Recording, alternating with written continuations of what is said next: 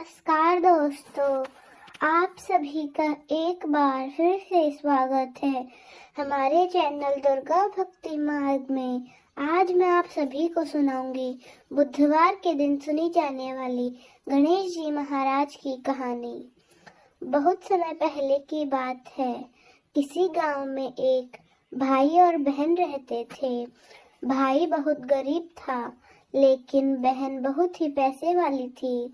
जब बहन की ननद का विवाह था, तब बहन ने ना तो अपने भाई को विवाह में आने का निमंत्रण दिया और ना ही कोई चिट्ठी भेजी।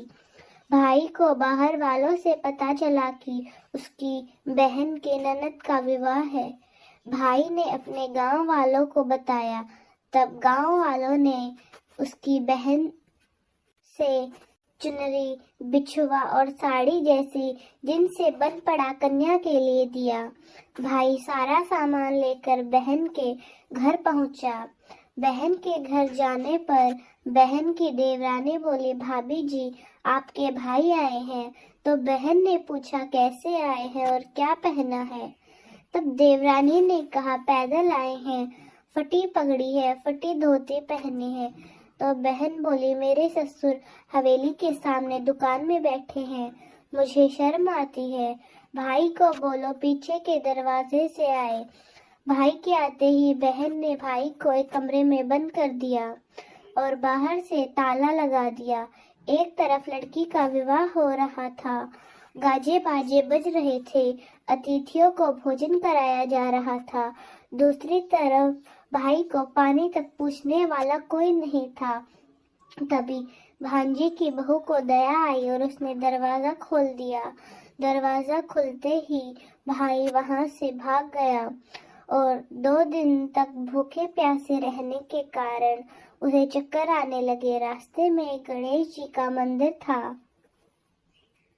वह वहां पर जाकर गिर गया और रोते रोते गणेश भगवान को अपनी सारी आप बीती सुनाई और बोला, हे गणेश जी महाराज, आज मेरी गरीबी के कारण से मेरी सगी बहन भी मुझे धिक्कार रही है। घर जाने पर मेरी पत्नी, मेरे बच्चे पूछेंगे कि विवाह से क्या मिठाई लेकर आए हो, तो मैं उन्हें क्या जवाब दूंगा? तब गणेश जी को उस पर दया आ गई और गणेश जी महाराज बोले, मेरे बगीचे से ककड़ी और तरबूज तोड़कर ले जा। तब भाई ने ककड़ी तोड़कर झोला भर लिया और अपने घर ले गया। जाते ही बच्चों ने पूछा, पिताजी, बुआ के यहाँ से हम लोगों के लिए क्या लाए हो? झोला खोलते ही छोटे तरबूज सोने की गेंद में बदल गए और बाकी तरबूज काटने से ही उसमें हीरे मोती निकले। पत्नी बोले, आप बहन के घर से इतना कुछ क्यों लाए? आपकी बहन ने हम लोगों को बहुत ज्यादा दे दिया है। भाई ने कुछ जवाब नहीं दिया। गणेश भगवान की कृपा से उनके दिन बदल गए। भाई का काम धंधा जोरों शोरों से चलने लगा। धीरे धीरे गहने, कपड़े, रहने के लिए मकान भी बन गए। पत्नी बोली, एक बार ननद जी को बुलाकर लाओ। तो भाई ने नए कपड़े, नए जूते पहनकर रथ में बैठकर अपनी बहन को लेने गया। वह अपनी बहन के घर पहुंचा। तब देवरानी बहन से बोली कि आपके भाई आए हैं। बहन ने पूछा, कैसे आए हैं और क्या पहनना है? तब देवरानी बोली, रथ में बैठकर खूब ठाट बाट से आए हैं। बहन बोली, मेरे भाई को बोलो कि हवेली के सामने से आए, मेरे ससुर देवर जेठ देखेंगे। भाई का बहन ने खूब स्वागत सत्कार किया। भाई बोला, बहन मैं तुम्हें लेने आया हूँ। तब बहन ने कहा, मुझे भी बहुत दिन हो गए, चलो मैं अपने मायके चलती हूँ। भाई बहन को लेकर अपने घर वापस आ गया। भाई और उसकी पत्नी ने बहन का खूब आदर सत्कार किया।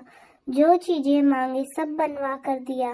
बहन बोली, भाई मुझे एक जूते चाहिए। तब भाई ने मोची को बुलवाया और कहा, मेरी बहन के लिए ऐसी जूती बनाओ जो मुंह से बोले। भाई ने ये बहुत सारा धन देकर विदा किया है।